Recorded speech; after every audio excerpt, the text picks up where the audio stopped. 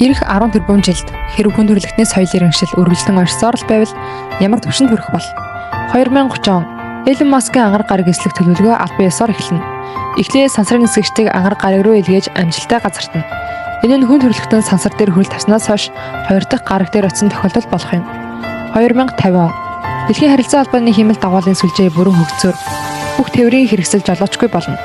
Зорчигч зөвхөн дуу хоолойгоор чиглэлэн зааж очих газраа хүрэх боломжтой болно. Жолоочийн мэргэжил түүх болон үлдэнэ. 2080 он вакуум хоолойгоор явдаг супер хурдан галт тэрэг ашиглалтанд орж хамгийн дээд хурдан цагт 10,000 км хүрнэ. Бээжингээс Нью-Йорк хүртэл 1 цаг зарцуулах болно. Энэ нь хүмүүсийн амьдралын хэв маягт асар том өөрчлөлт авчрах болно. 100 жилийн дараа нано технологийн дэвшил маш бат бөх материалуудаар хөгжсөөр анхны сансрын цахилгаан шат баригдаж ашиглалтанд орно. Усад үгээр дамжуулан их хэмжээний бараа материалуудыг сансар тээвэрлж сансрын станцууд өргөтгөлийг хурдсгана. Үүний зэрэгцээ ердийн хүмүүс $100,000 төлөөд сансрын ажил хийх боломжтой болно. 500 жилийн дараа генийг засварлах технологи болон бусад био инженерчлэлийн хослын үр дүнд хүн төрөлхтөн нано роботуудыг бүтээн. Эдгээр робот нь зөвхөн хүний биеийн гэмтлийг илрүүлж дэмжлэг төдийгүй аюултай өхлийн вирусуудыг устгах чадвартай. Ингэснээр нас баралтын түвшин огцон буурч хүний дундаж насталт 100 хүрнэ. 800 жилийн дараа дэлхийн хүн ам дээдсэгтээ хүрч 10 тэрбум болно. Өмнө нь болж байгаагүй хэмжээний хүнсний хямралыг шийдвэрлэхийн тулд хиймэл хүнсийг өргөнөөр үйлдвэрлэж эхэлнэ. Үүний улмаас уламжлалт мал аж ахуй, загас агнуурын салбарууд аажмаар устдаж эхэлнэ. 900 жилийн дараа байгалийн нөөц хомсдож соёлын мөргөлдөө нэмэгдсэний улмаас бага хэмжээний бүс нутгийн цөмийн дайн нэгдэнэ. Энэхүү дайн хэдэн 10 жилийн дараа намжих боловч дэлхийн хүн ам өмнөх 10 тэрбумаас шууд 6 тэрбум болж буурна. Ингэснээр хүн амын асуудал өөрөө шийдэгдэнэ. 1000 жилийн дараа дэлхийн ихэнх нөөц бараг шахагдсны улмаас эрчим хүчний хямралыг даваахын тулд хүн төрөлхтний түүхэндх анхны удирдлагатай цөмийн төхөөрөмж ашиглалтанд орно. Далайн усаас тасралтгүй эрчим хүч гаргаж авах боломжтой болох бөгөөд шинжлэх ухаан технологи худалдаа хөгжиж эхэлнэ. 2000 жилийн дараа улсууд сарны нөөцийг өргөн цар хүрээтэй ашиглаж эхлэх бөгөөд дотор нь агуулгадах их хэмжээний гээлийг цөмийн нэгдэлд ашиглаж эрчим хүч гаргаа авна. Сарны бааз байгуулагцснаар хүн төрөлхтөн 1-р зэрэглэлийн соёл иргэншилд хүрч Нарны аймгийн бусад гараг руу өргөжих боломжтой болно. 5000 жилийн дараа хүн төрөлхтөн анх удаа харь гарагийн соёл иргэншилтэд таарч жижиг саарл хүний нууц ил болно.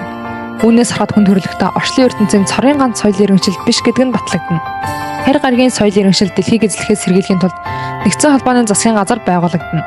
10,000 жилийн дараа генийн өөрчлөлт 2 төсөл албан ёсоор хэрэгжиж хүний генетикийн шинж чанарууд тасралтгүй сайжруулснаар шинэ төрлийн хүн бий болно. Тэдний бие махбодын чадамж одоогийн бүх амьд биетээс хамаагүй давж гарахаас гадна наслалт нь 200 жил хүрэх боломжтой болно. 100,000 жилийн дараа Нарны аймгийн бүх гарагийн эрчим хүч нөөц бүрэн шавхагдсанаар асар их эрчим хүчний хямралыг шийдвэрлэхийн тулд улсууд хамтран анхны дайсны бөмбөгийг бүтээн. Энэ гайхамшигтай бүтээн байгуулалт хүн төрөлхтөн 2-р зэрэглэлийн соёл иргэншил хүрснийг илтгэв. 200,000 жилийн дараа анхны хагас гэрлийн хурдтай сансрын хөлөг бүтээгдэнэ. Хамгийн дээд хурд нь гэрлийн хурдын 10% төрнө. Хүн төрөлхтөн оддын системүүдийг хязгаарлагдмал хүрээнд судлах боломжтой. 500,000 жилийн дараа анхны цаг хугацааны машин амжилттай бүтээгдэнэ.